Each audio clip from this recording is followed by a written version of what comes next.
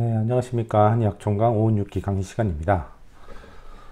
오늘은 건상력을 할 겁니다. 간단하게 건상력만 할 거고, 그 기존에 516기든 뭐든 이 강의 자료 파일 구매하신 분들은 계속 메일을 좀 수시로 확인을 해주세요. 제가 뭔가 오타가 발생하거나 되게 미미하긴 한데 전체 큰 틀은 아마 변화가 없어요. 근데 미세한 저번에 뭐 60갑자상에 조금 오타들이 있었죠. 그런 거는 계속 수정해서 수정된 버전으로 다시 발송해드리고 있거든요. 메일로. 메일 수시로 확인하셔서 가장 최근 날짜 버전만 갖고 계셔도 돼요. 나머지 다 동일한 거니까 그 전에 건 다 삭제하시고 새로운 버전으로 공부하셔도 됩니다. 아시겠죠? 뭐 핑계지만 이게 500페이지가 되기 때문에 제가 검토를 하고 올리느라 했는데도 좀 자잘한 좀 오류들이 있더라고요. 오타들이. 근데 그게 큰 논리적 큰 틀에는 그게 벗어나지 않는 내용들이기 때문에 그것만 조금 구매하신 분들은 유념해 주시면 감사하겠습니다. 자, 그럼 오늘 건상력을 할 건데 이거는 뭐 또 이런 역수들이 나오겠죠. 하루를 뭐 몇 분으로 나누고 윤법은 뭘 채택했다 이렇게 나오겠지. 그래서 이것도 19회기년 235 상망월이 같으니까 19년 7 윤법을 사용하고 있는 역법이다. 그래서 얘도 보시면은 보자. 얘죠. 건상력. 건상력인데 거의 사분력에 이어서 바로 나타난 채택된 역이고 1회기년 1상망월 길이는 대략 요 정도 됩니다. 그러면 보세요. 정확도가 많이 또 올라갔죠. 요거 뭐냐. 회기년 같은 경우는 거의 오차가 2분의 1 이하로 줄었고, 2분의 1 정도로 줄었고, 이 상망월 같은 경우는 더 줄었죠. 엄청나게 줄었어. 좀 많이 정확해졌는데, 거기다가 요거. 19년 235월이라는 윤주를 채택하고 있는 거는 사분력하고 동일하지. 그죠?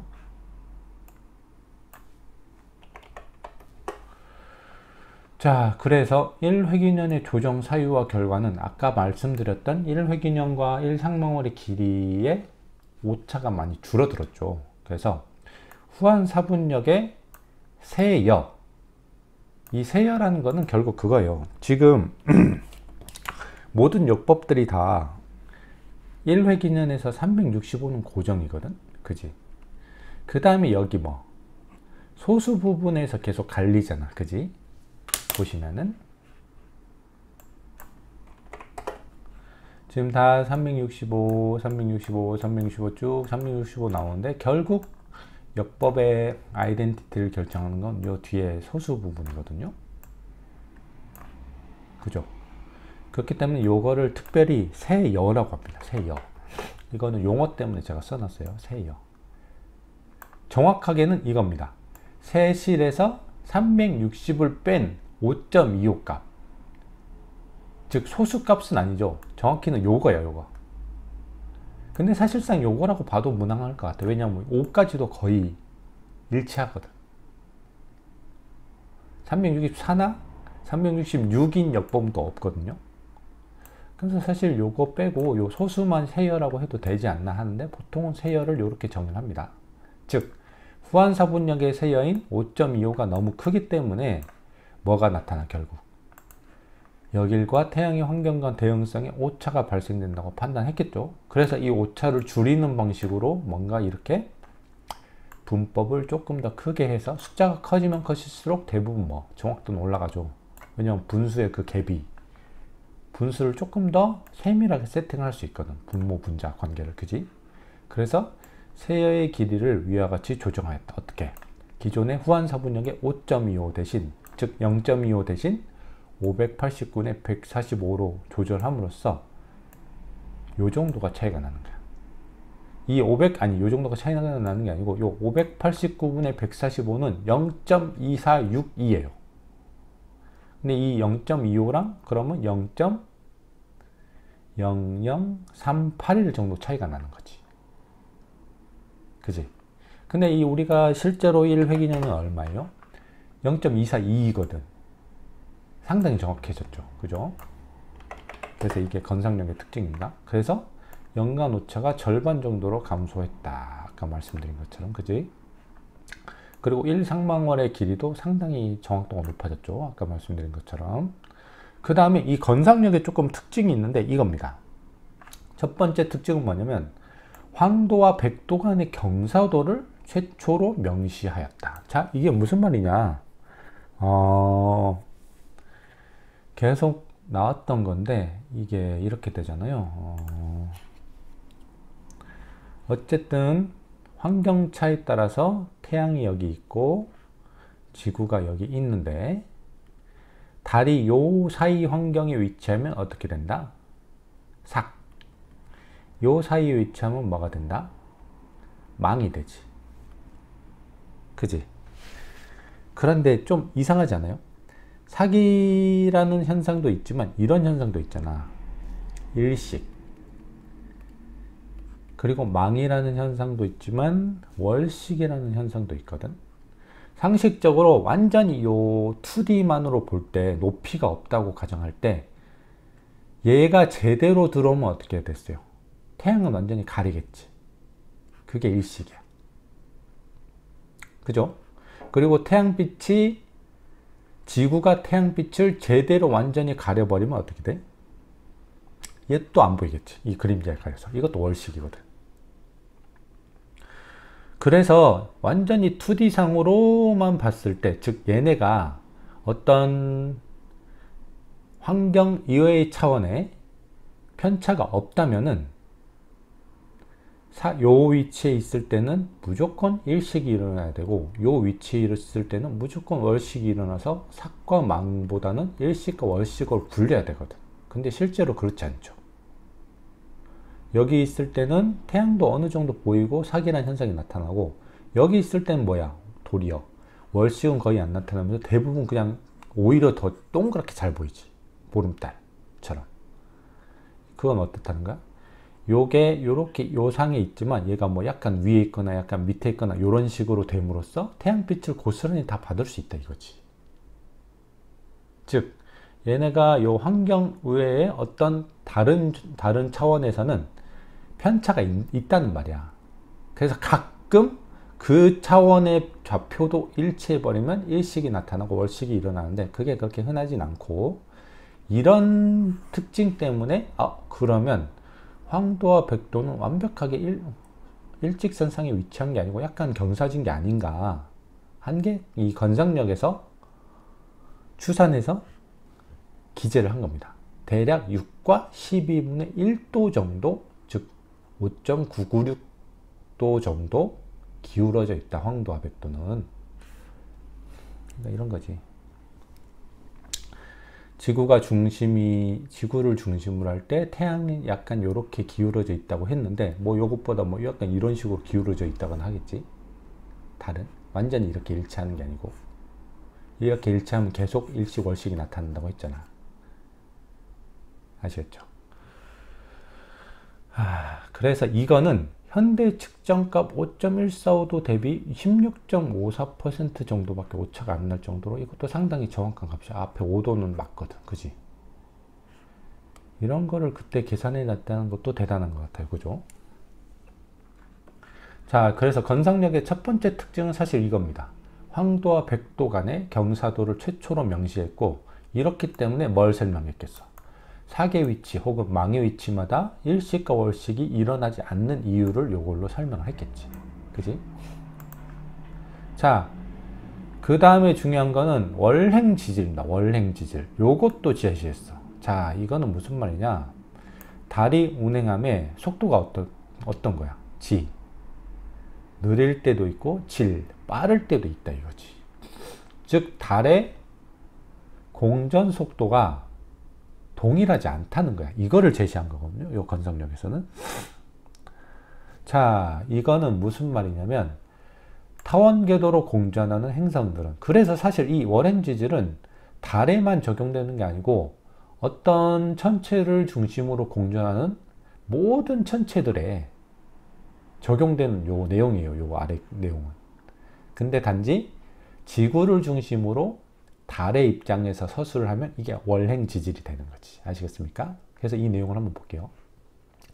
타원 궤도로 공전하는 행성들은 해당 타원의 한 초점에 위치한 기준 항성과의 거리가 가까워질수록 공전 속도는 증가하고 멀어질수록 공전 속도는 감소하는 경향성을 보이는데, 이를 케플러 제2법칙, 그 유명한 케플러죠.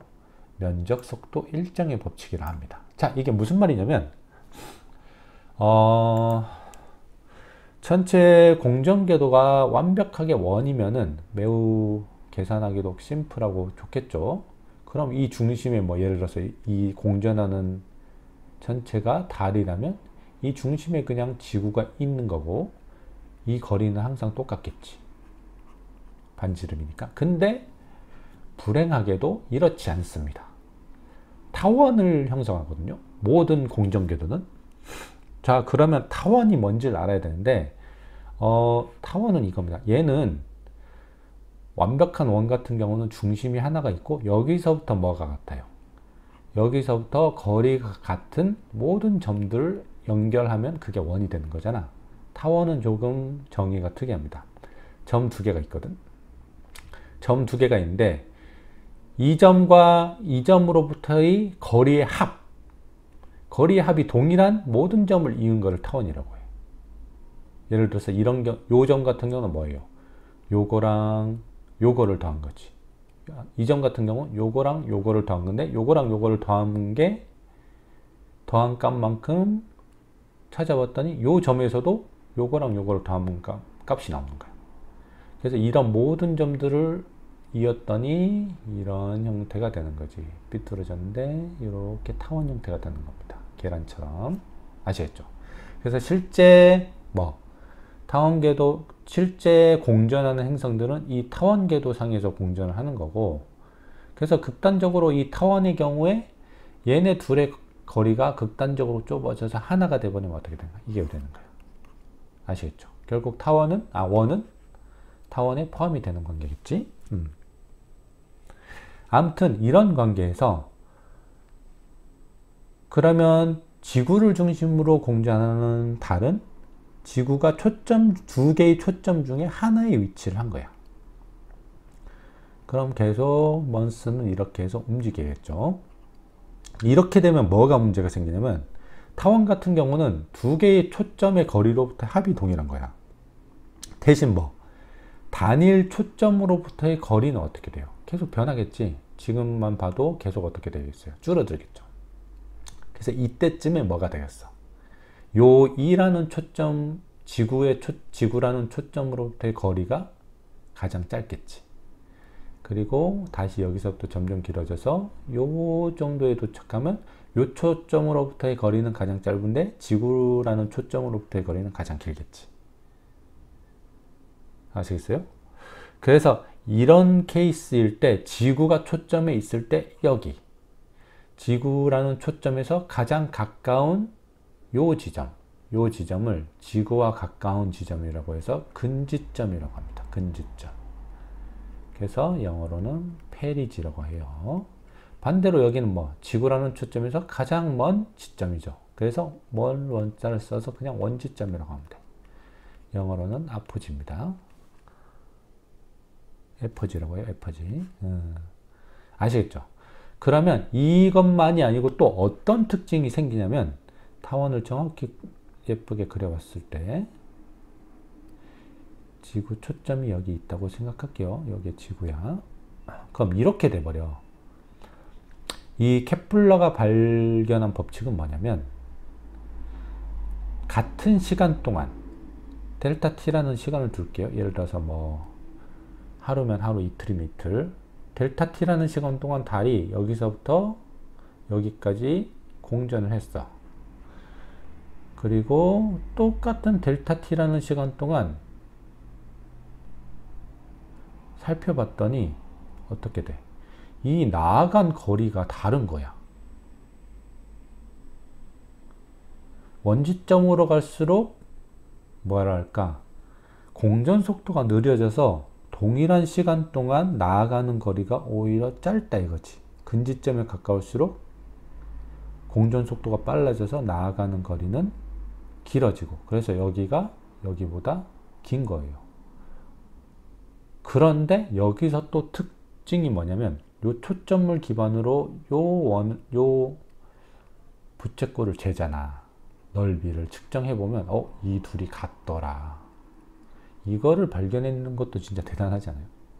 이게 바로 면적속도 일정의 법칙입니다. 어떤 동일한 시간 동안 공전을 해서 두 지점과 초점을 기준으로 요 형태가, 부채꼴 형태가 나오는데, 이게 요 시간이 동일하다면 어디서든 요 면적은 같다 이거야. 요 면적도 같겠지. 여기에 델타 t라면. 이게 면적 속도 일정의 법칙입니다. 즉 뭐야? 면적 속도 일정의 법칙이 있고 지구가 두 개의 초점 중에 하나에 위치해 있기 때문에 뭐다? 각각의 위치와의 거리 차이가 난다. 요 두 점을 조합하면 결국 뭐가 나오는가? 요렇게 운행하는 속도는 차이가 나고, 이 운행 속도는 근지점에서 가장 빠르고 원지점에 접근할수록 점점 느려지는 거지. 이게 바로 모든 천체에 적용되는 어떤 면적속도 일정의 법칙이고, 이거를 초점 하나를 지구로 잡고 공전하는 천체를 달로 잡았을 때 요거를 월행지질이라 말하는 겁니다. 아시겠죠? 공부하다 보면 대단한 사람들 많은 것 같아. 이런 법칙들 발견해내는 것 자체가. 그죠? 자, 이로 인해 지구를 하나의 초점에 두고 타원형으로 공전하는 달의 공전 속도 또한 근지점, 페리지에서 최대가 되는 거지. 이 거리가 짧을수록 넓이는 똑같아야 되니까 요건 더 빨리 많이 운행을 하겠지. 그리고 원지점, 에퍼지에서 최소가 되는 거지. 이런 경우. 아시겠죠? 그래서 추정해 볼 수 있듯이 중간에 여기에 여기에 태양이 있고 여기에 지구가 있는 지구의 공전 운동에서도 마찬가지 현상이 일어납니다. 아시겠죠?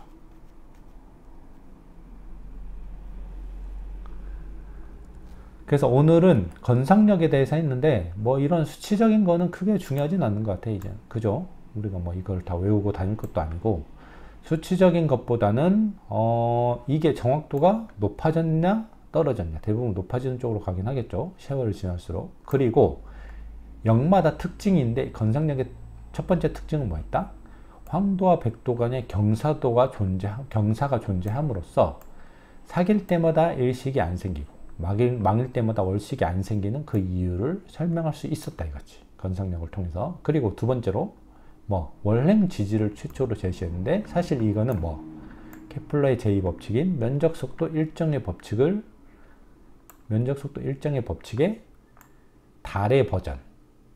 달의 운행 버전을 제시한 거다. 요거까지 제시한 게 건상력이라고 합니다. 아시겠죠? 그럼 오늘 건상력에 대한 특징 정리는 여기서 마치고, 다음 시간에는 조금 더 중요한 대명력에 대해서 한번 해볼게요. 이 대명력이라는 거는 중요할 것 같은 게, 왜냐면 이게 조충지라는 사람이 만들었는데, 제가 공부하면서 보니까 이 조충지라는 사람이 진짜 약간 수학이나 이런 과학, 천문학 쪽에서 진짜 천재적인 그런 명성을 떨쳤더라고요. 지금 생각해도 대단하다라고 싶을 정도로 읽어보면 진짜 이 사람은 좀 천재인 것 같아. 아무튼 이 조충지가 제작한 대명력에 대해서 다음 시간에는 해보겠습니다. 아시겠죠? 오늘 강의도 들어주셔서 감사합니다.